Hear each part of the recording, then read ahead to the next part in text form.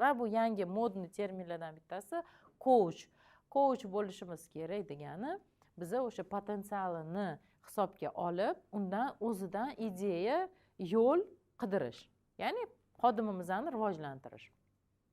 Bunda bizga nima yordam berar ekan? Grow modeli. Grow degani bu abbreviaturada, bu Britaniyada paydo bo'lgan bu termin.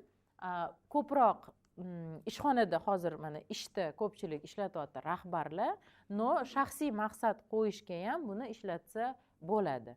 Men как раз таки biznes coachman. Bunga Европейская академия лидерства и коучинга degan akademiya bor. O'sha yerda o'qiganman. Международный sertifikatsiyam bor. ICF coach standartlari bo'yicha sertifikatlanganman. Va o'tda o'sha ko'proq shaxsiy lичная effektivность deymiz, shaxsiy samaradorlikni oshirishga beriladigan instrumentlar biznes coachingda ishlatiladi. Masalan, qaysidir x nechidir qilmoqchiman, biznesmenlar keladigan ko'proq zaprosda, qanaqadir katta kreditim bor, o'shani tezroq yopmoqchiman va shu maqsadlarga coach erishishga yordam beradi. То есть coach mentor bo'lmasligi ham mumkin. То есть aynan masalan sizni sohangiz o'sha gilam bo'lsa, o'sha gilamni qanaqa ishlab chiqarib, to ishlab chiqarishdan sotkungacha bo'lgan yo'lni coach bosib o'tishi shart emas, no biznesni qanaqadir bazaviy o'zi umuman olganda biznesni tushunadigan odam bo'lish kerak, чтобы sizlarga biznes maqsadga erishishga yordam berish uchun. Вот, growga qaytadigan bo'lsak, nimaga bu ishlayapti hozirgi zamonda? Chunki maqsad qo'yganimizdan keyin unga qanaqa yetib borishni xodim o'zidan so'rasak, tezroq yetib borar ekanmiz. То есть sizlar o'sha o'zingizlarning biznesingizda x10 qilishingiz mumkin, no 10 yilda qilishingiz mumkin. A coach bilan 2 barobar tezroq hisoblanadi. Nega? Chunki har gal biz o'zimizga reja, qadam belgilaymiz, har hafta uni ustida ishlaymiz. Keyin masalan bir oyda 2 marta ko'rishamiz-da, nima o'xshadi, nima o'xshamadi, nimaga o'xshamadi, nimani qila oldim, nimani qila olmadim degan analizni coach bilan birga qilinadi. Mana shu narsada sizlar уже qolmaydi, nima deydi, miyaga qilmasamchi, bugun bormasamchi, bugun sotmasamchi yoki qiynalyapman, itak bajarilyapti-yu, da shunaqa qanaqadir atmaska deymiz-da, nima deydi, o'zimizni aldash, miyani bizani aldashga yo'l qo'ymaydi coach. То есть yordam beradi shu maqsadga tezroq erishishga. И вот birinchi harfi goal, ya'ni maqsad. Maqsad qo'yamiz. Masalan, bu misol sotuvchiga bog'langan misol, nimani unga qanaqa maqsad o'ziga qo'ymoqchiligini aniqlash.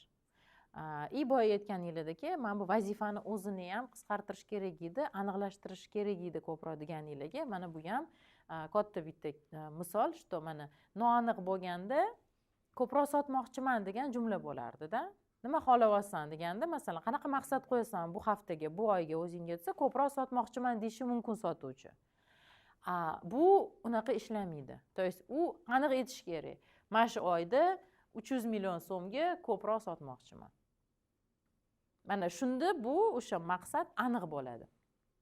Maqsadni aniq qo'yishga yana bitta instrumentimiz bor. Smart o'tdinglarmi buni? Mana qaytaramiz unda-da. Smart bo'yicha vazifa yoki maqsad shakllantirish qanaqa bo'ladi? Birinchisi o'sha aniqlik, boygindagi-da, aniq sonlar yoki qanaqadir boshqa parametrlar bilan ifodalangan bo'lish kerak. Ham vazifa, ham maqsad. Masalan, o'sha oldingidagi anuni ko'proq sotishimiz kerak yoki anuni olib kelgin, o'zim ham bilmayman qayerdan olib kelgin, lekin olib kelasan. Bu ishlamaydi. Biz aniq aytishimiz kerak. Menga nima kerak? Keyingi chorakda palonchi mahsulotimizni 15% ga sotuvini oshirishimiz. Mana bu aniq bo'ladi. Keyingisi measurable, ya'ni o'lchanadigan. Maqsadimizni qaysidir kriteriy metrikalar bilan o'lchashimiz kerak. Bu yerda как раз 15% bizga shu o'lchash metrikasi. Tushunarli, prosta oshirish emasda, 15% ga oshirish. Achievable, ya'ni erishiladigan. Agar bu yerda bizni keyingi chorakda mana shu mahsulot bo'yicha 150% deganimizda, ani xodim aytadi, o'zi bizni hali 100% ham bajara olmaymiz-ku, qanaqasiga 150 ga bajaramiz. Da, to есть bu yerda maqsadni erishilishiga ham xodim ishonish kerak, ham miya ishonishi kerak. Shu. Keyingisi ahamiyatli, ya'ni bu maqsadimiz yoki vazifamiz umuman olganda global maqsad kompaniyani missiyasi boshqa narsasiga zid bo'lmasligi kerak-da. Ahamiyat nimaga? Men именно shu lineykani, men shu mahsulot lineykasini savdosi ustida ishlashim kerak. Nimaga aynan emas bu, da? То есть xodim bilish kerak nima uchun ishlayotganini. Vaqti chegaralangan, bu deadline. Ya'ni keyingi chorakda palonchi mahsulotni 15% ga oshirish bo'lsa, bizning deadlineimiz keyingi chorak. Tushunarli? Vazifani ham, maqsadni ham mana shu usul bo'yicha qilsanglar, shaxsiy maqsaddan hammasi ketaveradi. Buni yana ham rivojlanganrog'i bor, hozirlarga yozaman. Smartdan ham rivojlanganrog'i bor.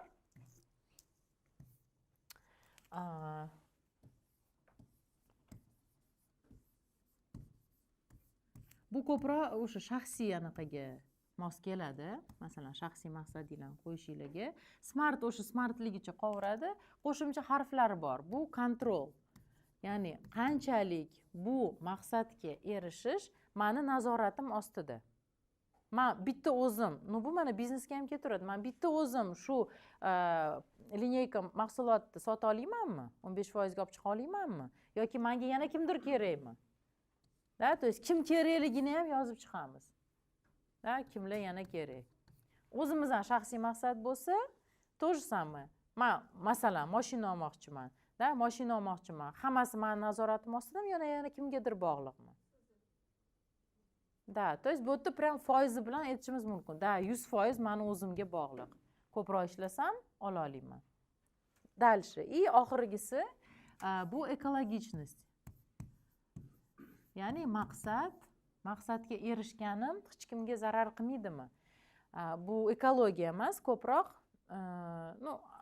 o'zimizning atrofimizdagi oilamizga, da, to есть x10 pribul xohlayapman, lekin buni orqasidan 24/7 ishda bo'lsam,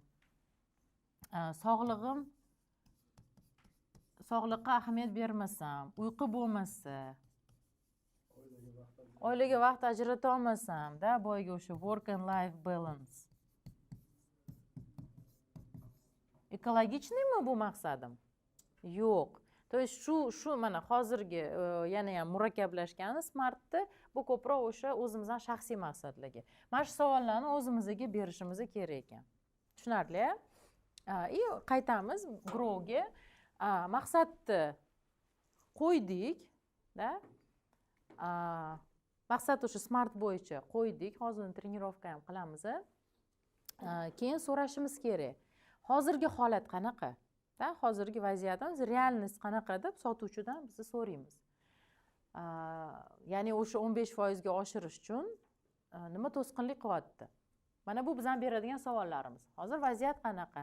Qanaqa fakt, raqamlar qo'lingda bor? Oldin nimalarni sinab ko'ruvding? Ya'ni realnost qanaqa? Undan oldin nima ish qilib ko'ruvding degan so'rash.